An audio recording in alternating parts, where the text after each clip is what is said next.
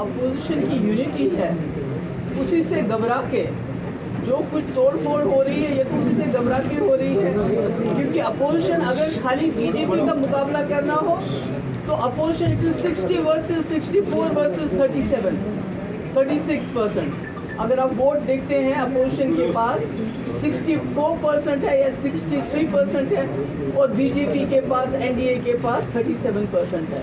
It is not opposition versus BJP, it's opposition versus ED, CBI और जितनी भी agencies हैं, इनकम टैक्स की दूसरी एजेंसीज हैं जिसको बार बार कहते हैं कि हमने करप्शन हटा रहे हैं, मगर सबसे ज़्यादा करप्शन अगर कोई जमात किसी 75 साल की हिस्ट्री में अगर कोई सबसे ज़्यादा करप्ट जमात है इस वक्त तो कोई इस वक्त रूलिंग पार्टी है जो पैसा दे के डरा के धमका के, पहले तकरीर हुई एक जगह वहाँ लीडर साहब ने कहा कि अभी एनसीपी सबसे ज़्यादा करप्ट जमात है, उसके बाद अब एनसीपी के लीडर्स को लेके जाते हैं। तो आप कॉन्स्टिट्यूशन की धज्जियाँ तो उड़ा ही रहे हैं, साथ साथ डेमोक्रेसी की भी धज्जियाँ उड़ा रहे हैं। ये जो मुल्क जो हिंदुस्तान पूरी दुनिया में मशहूर है as a democracy, as a soft power, उसको आप बर्बाद कर रहे हो, तबाह कर रहे हो और अपोजिशन की यूनिटी इससे कम नहीं होगी बल्कि ज़्यादा बढ़ेगी। Thank you. हम कह रहे हैं कि ये जो कल तक जिनको करप्ट कहते थे आज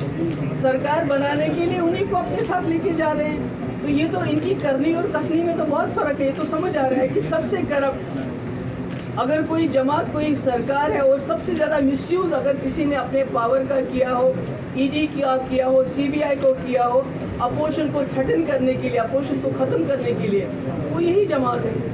पहले मुझे ये समझाएंगे कि यूनिफॉर्म सिविल कोड किस कानून में ये यूनिफॉर्मिटी लाना चाहते हैं? Can you tell me that please? उसके बाद मैं आपके सवाल का जवाब दूँ। मैडम रिलीजन को लेकर भी नहीं, रिलीजन को लेके है क्या ये? Is it about religion? जो बीजेपी के मंत्री कह रहे हैं वो इसी तरह बीजेपी के। आप मुझे बताइए, आप एक जर्नलिस्ट हैं, आपने ये स्टडी किया है जो इस यूनिफॉर्म सिविल कोड की बात हो रही है, ये किस कानून की बात हो रही है?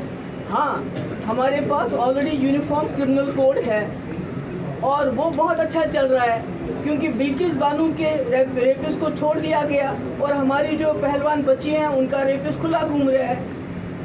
टमाटर जो है 25 रुपये से 100 रुपये किलो आपको भी मिलता है, मुझे भी वही मिलता है। नौकरियां ना हिंदुओं को मिल रही है ना मुसलमान। दैट इज़ अ यूनिफॉर्मिटी जो इस कंट्री में इस वक्त।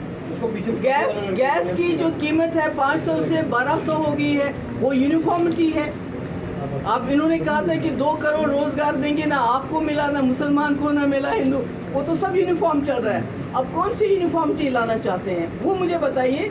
जब आप यूनिफॉर्म सिविल कोड से मुझे सवाल कर रहे हैं, मुझे बताइए आप किस कानून की बात कर रहे हैं? अगर वो कोई ऐसा कानून है जिससे टमाटर की कीमत फिर 25 रुपये हो जाएगी, यहाँ के नौजवानों को 2 करोड़ रोजगार मिलेगा, अगर पहलवान बच्चियों को इंसाफ मिलेगा, उनका रेपिस्ट जेल में डाल दोगे आप, तो शायद हो सकता है कि किसी को कोई ऐतराज़। लेकिन बीजेपी के ना एक ही कानून है ना, क्रिमिनल लॉ, वो तो बहुत अच्छा चल रहा है। बिल्किस बानो की रेपिस्ट आउट है, वो तो मुसलमान थी। जो हमारी पहलवान बच्चियाँ हैं उनका रेपिस्ट भी आउट है, तो अब इससे ज़्यादा यूनिफॉर्मिटी। उनका कहना है 2 शादियां करने का इजाज़त जो है वो देश का कानून नहीं देता, वो किसी भी धर्म को नहीं मिलना चाहिए। नहीं, वो देखिए आप बोल रहे हैं ना बीजेपी के वो तो मैक्सिमम उनमें अनपढ़ लोग हैं। अगर वो हमें बिल्कुल आके स्टडी करके बता दें कि वो जो यूनिफॉर्मिटी लाना चाहते हैं वो किस कानून, क्या वो यूनिफॉर्मिटी इसलिए लाना चाहते हैं कि जो हमारी लड़कियां हैं और जो आदमी है पुरुष, उनमें इक्वालिटी होना चाहिए, जो राइट टू प्रॉपर्टी है, जो राइट टू लैंड है, उनको बराबर मिलने चाहिए, वो यूनिफॉर्मिटी है, तो उसका तो सब खैर मकदम करेंगे।